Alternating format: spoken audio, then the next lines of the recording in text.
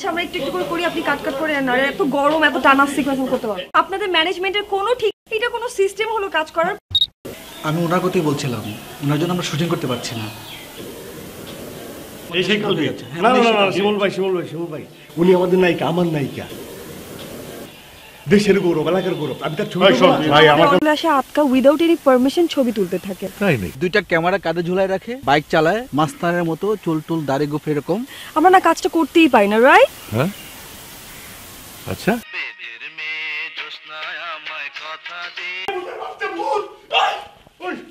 কাট কাট। আমার নায়িকা তুই ভয় দেখাস? ইরে ভাই এটা তো শুটিং। কিসের শুটিং? ভূত তুই, ভূত পিঠে কোনো মানুষ। আমি 2 মিনিটের বিরতি চাই, আমি জাস্ট যাবো আর আসবো। আমরা আরেকবার ট্রাই করে দেখি। সে তো ভালোই করে, কাজটা তো ভালোই করছে, এখন পর্যন্ত আমরা কাজটা অনেক ভালো আসছে। ভালোই করে, ভালোই করে আজকে। হ্যাঁ তাই তো। আমি বললাম তো জাস্ট 2 মিনিট, আমি যাব। তবে তোমারে দেখলে কিন্তু আমার পাপারাজি হইতে ইচ্ছে করে। এই জন্য লুকায় লুকায় দিয়ে একটা ছবি তুলছি। ভুল করছি? ভুল তো করি নাই।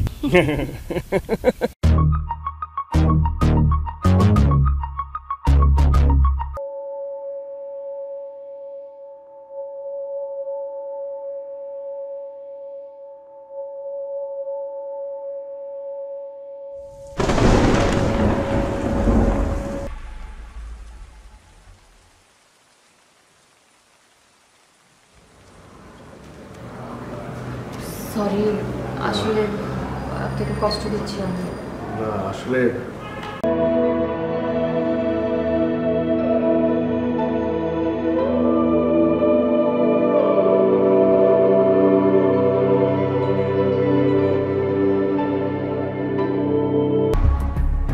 না না, আমি আসলে এমন কিছুই বলতে চাইছি না। আমি আসলে বলতে চাইছি যে আপনি এই কফিটা নিয়ে বসে আছেন, ঠান্ডা করছেন কিন্তু খাচ্ছেন না, ব্যাপারটা কি? হ্যাঁ খাবো, এই তো। না বললেন আমার হাঁটা চলা ওর মতো। মিথ্যা বলছেন, আমার হাইট, হাঁটা চলা সব কিছু ওর সাথে মিলে। আপনি কিভাবে বললেন? আপনার কাছে এরকম অনেক ইনফরমেশন আছে। আমার কাছে কোনো ইনফরমেশন নাই দেখেন। আর আমি তো এটাও জানি না যে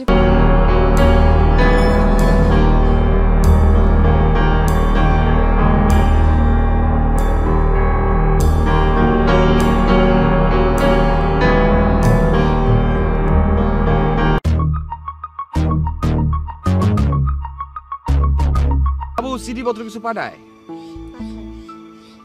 কি আশ্চর্য, তুমি এরকম শর্টকাটে উত্তর দিতেছো কেন? তুমি তো ভালো করে জানো যে আমি এখানে প্রতিদিন তোমার লেগে অপেক্ষা করি। তুমি কলেজ থেকে যাও।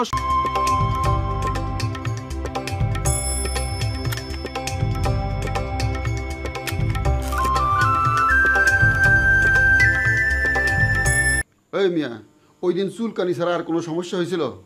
আচ্ছা ঠিক আছে, ওই আইটেমটা বাদ দিলাম, বাকি আইটেম নিতে তো কোনো সমস্যা নাই। তোমরা আমি আমার কোম্পানির জিনিসের কোনো মূল্যই দিলা না।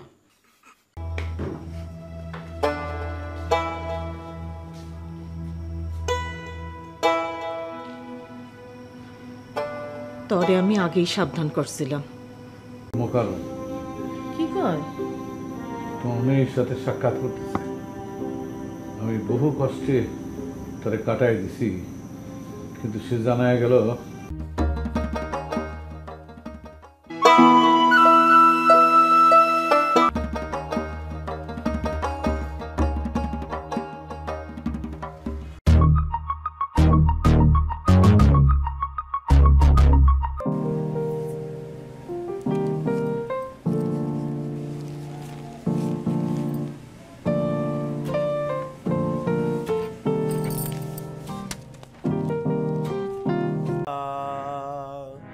তুমি করছো নারী রূপের বড়াই গো রাধা, করছো তুমি রূপের বড়াই গো।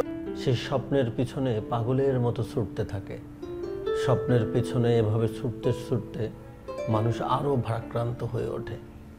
আকাশে ওড়ার স্বপ্ন তার স্বপ্নই রয়ে যায়। মাথা ব্যথাটা কমেছে? হ্যাঁ একটু। একটু কি ভালো লাগছে?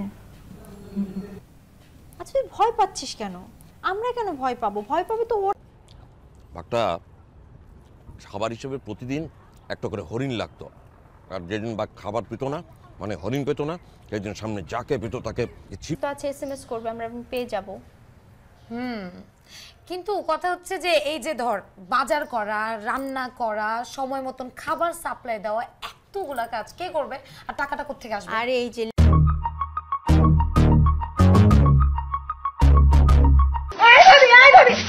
তুমি আমার এই সাইডে ময়লা দিতে কেন? তোমার না কইছে মা ওইদিকে ময়লা দিতে, তুমি সব দিয়েই দিতে তো। দেখো মেজু, আমি আমার সাইডে ঝাড়ু দিতেছি, বা আমার যেমন বাক করে দিছে আমি। না আমার বাবা আব্বা সেলিম বিয়ে করছে, সেলিমের বউ বিয়ে করে ফেলেছে।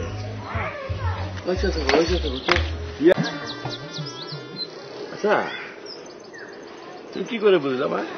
আমার চা খাইতে মনে করতেছে। বাবা আমি না চাকরি করতে চাই। মেজো কিন্তু খুব খারাপ। তুমি চিন্তা করো না ভাবি, আমার আর কি ক্ষতি করবে? আমি যদি নিজে ভালো থাকি তাহলে আমার আর কোনো ক্ষতি করতে পারবে না।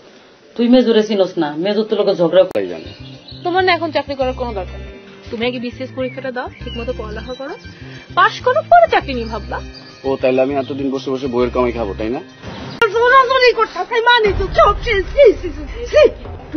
ভাবি এইভাবে কথা বলছেন কেন? আসমা বড় হয়েছে, ওর বয়স হয়েছে, আর প্রাপ্তবয়স্ক ছেলেমেয়েরা একজন।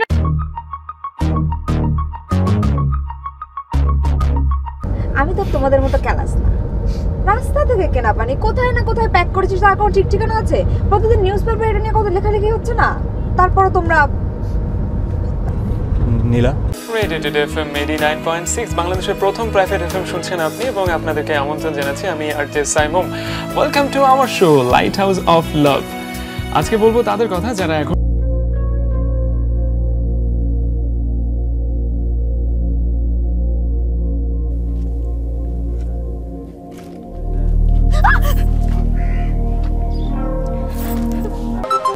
নীলা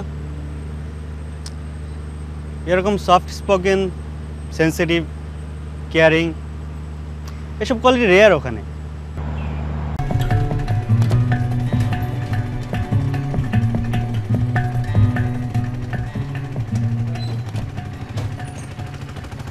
নীলা